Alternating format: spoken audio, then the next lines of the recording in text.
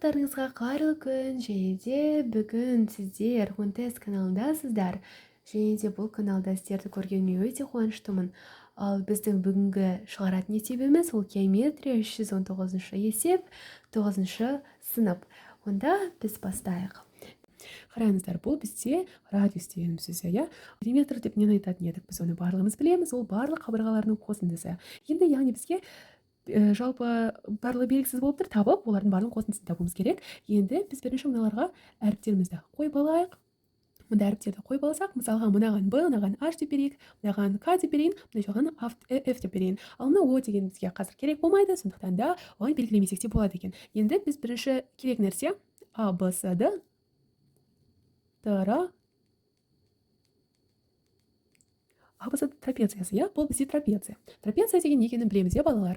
Енді біз бұл жерде біреуі бірінен 6 сантиметрге артық деді. Яғни бірінен біреуін азайтса, бізде 6 сантиметр шығады деген сөз. Енді 6 сантиметрге біз енді бұл жерде 4 сантиметр, яғни бұл жерге, ол жерге тағы да 4 сантиметр дегенді жазып қоямыз. Енді бізде табу керек, периметрімізді табу керек.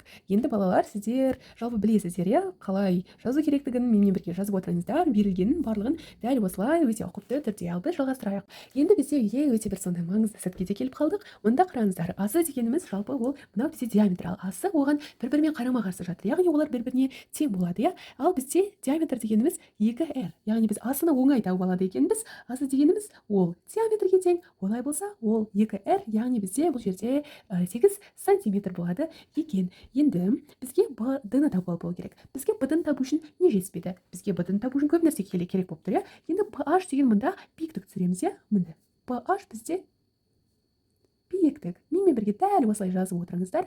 Биіктік. Енді бұл жерде асы мен ph тең болады. Яғни бұл жерде ph та неге тең?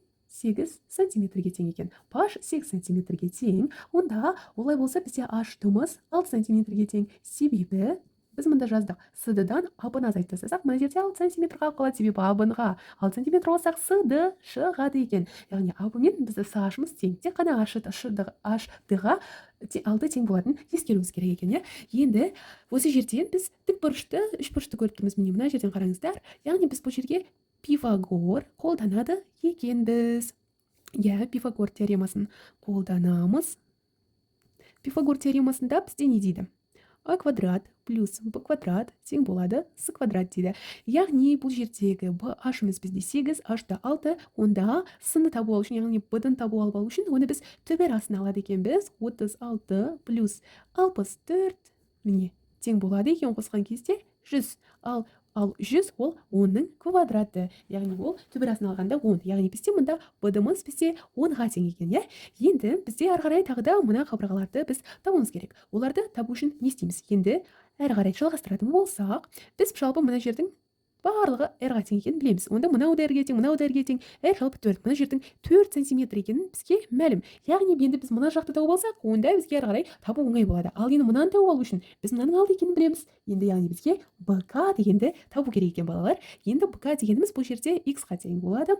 Және де bk-ға біз енді мұнда қараңыздар, bk енді мына жерде e деп белгілеп алайық. E дегеніміз яғни бұл сызықпен осы шеңбердің жанасу нүктесі. Осы жерде олар бір-бірімен жанасады екен, балалар. Яғни онда bk мен be. Себебі білеміз, бұндай жанасқан кезде шеңбердің жанамалары осындай жанасу нүктесіне дейінгі олардың арақашықтықтары тең болады. Яғни bk мен be тең болады. Біз оны x деп алып алдық. Қазір енді осы x табатын біз бір теңдеу құрастырамыз. Енді оғанға дейін мына жаққа келіп алайық. Міне tf және де e d деген. Біз бұл жерде мынау оңға, мынауының да сондай екенін білеміз. Қараңыздар, мына жақта да f пен f, яғни бұл жерде f-ді, бұл жерде d-е, себебі олар жанама айтып өткеніміздей. Енді мына x қалып қалды, мына жақта да мынау тікбұрышымен x болып қалды да. Енді bk мен bk бізде f-ға тең екенін біз білеміз ғой. Енді осы x, яғни мынау да 10-нан x-ті азайтып тастағанға тең. Себебі мынау да x-ға тең, be де x-ға тең. Енді ары қарай көретін болсақ, енді бізде осы h-ті тауып алайық, немесе bk-ны тауып алайық.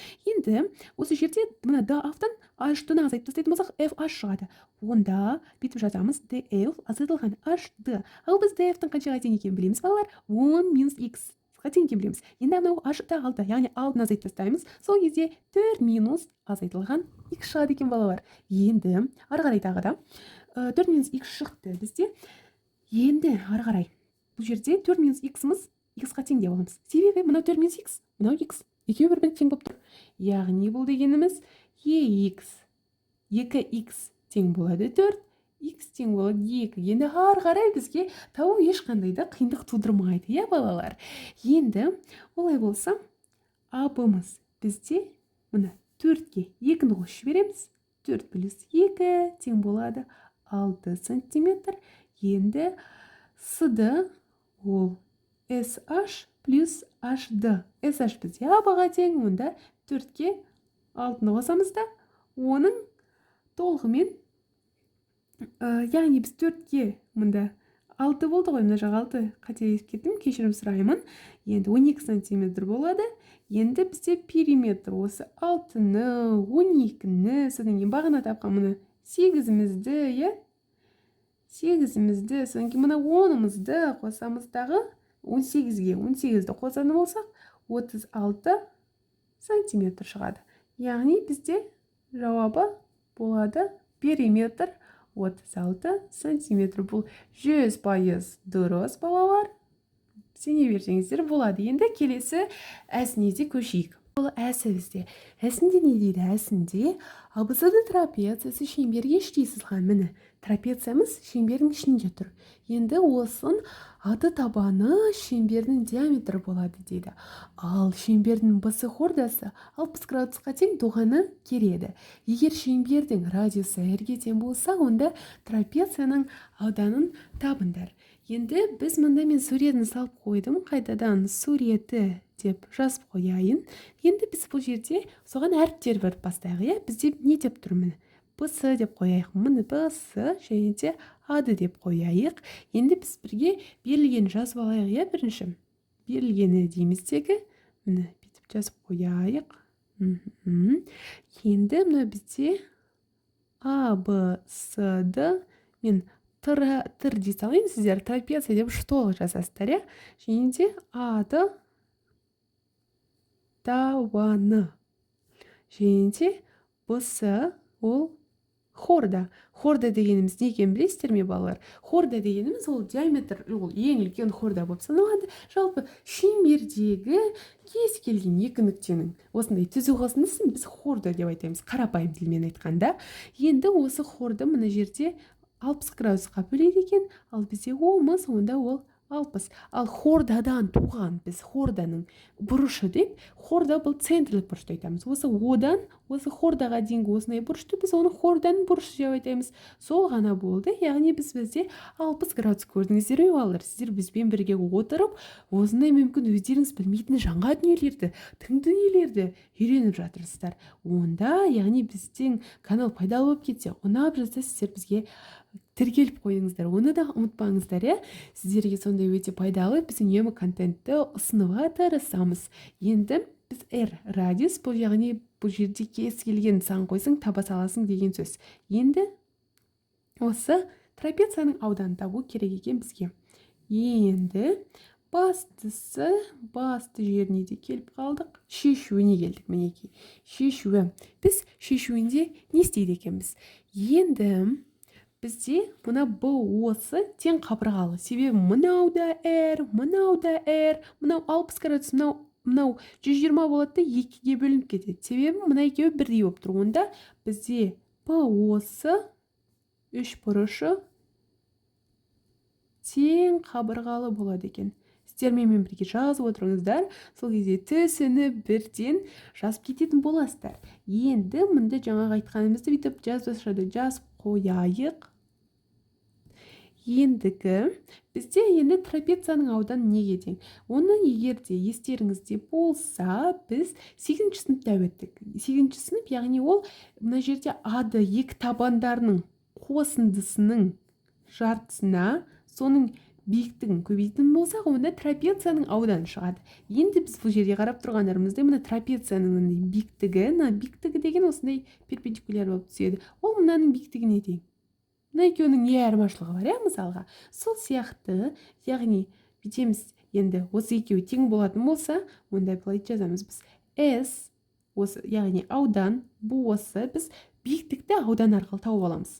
Біз бұл жерде енді АБ бөлеміз 2.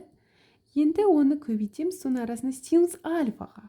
Ал ол керісінше тағы да бір формуласы бар екен білеміз, 2-ден 1 AH деген формуласы да бар оның, Енді мына жерде мынаны қараймай тұра тұрсаңыздар, мынаны алып тастаймыз. 1-ден 2 жағында барлықты қысқартып тастаймыз. Олардың бізге керегі жоқ, Енді H тең болады синус альфа тең көбейтілген b дейміз. Енді H-та осы жерден тауып ала саламыз. Мына жерде қараңыздар, екеуінің арасындағы бұрышы бізде 60 градус. Синус 60 градус, синус 60 градус. Бізде b деп отырғанымыз, ол бізде b сыны білдіреді. Яғни бұл жерде біз b деп жаза береміз. Немесе ол b-сы r-ға тең, соны r деп жазсақ болады. Енді бұл жерде ары қарай жазатын болсақ, енді синус 60 бізде түбір асты 3 бөлінген 2, түбір асты 3 r бөлінген 2. Енді орындарына қоя саламыз, ары қарай еш қиындығы жоқ, балалар. Енді біз мұнда былай кеңінен жазайық. Біз білеміз, мұнда қараңыздар, ады-ны қосу керек болып тұр, Ал бізде ады неге тең? Ады бізде 2r-ге тең, балалар, міне. Ады бізде 2r-ге, міне бір r, екінші r. 2r плюс оған b-сы, яғни r қосамыз, бөлеміз 2-ге. Оны біз көбейтеміз, мұнда түбір асты 3 бөлінген r бөлінген 2-ге. Сонда біз қараңыздар, 3r болады ғой. Жауабы біздің сабақ ұнады ма? Енді біз келесіде бұдан да жақсы видео сабақтарды түсіндіріп сіздерге көрсететін боламыз. Онда бізге тіркеліп қойыңыздар, колокольчикті басып қойыңыздар, және де бізді қолдап, достарыңызға жіберіп, осындай 10 тест деген канал бар деп қойыңыздар. Себебі біз жаңадан бастағандықтан да бізге қолдау беріп қойыңыздар. Сіздердің қолдауларыңыз біз үшін өте маңызды. Келесі жүздескенше.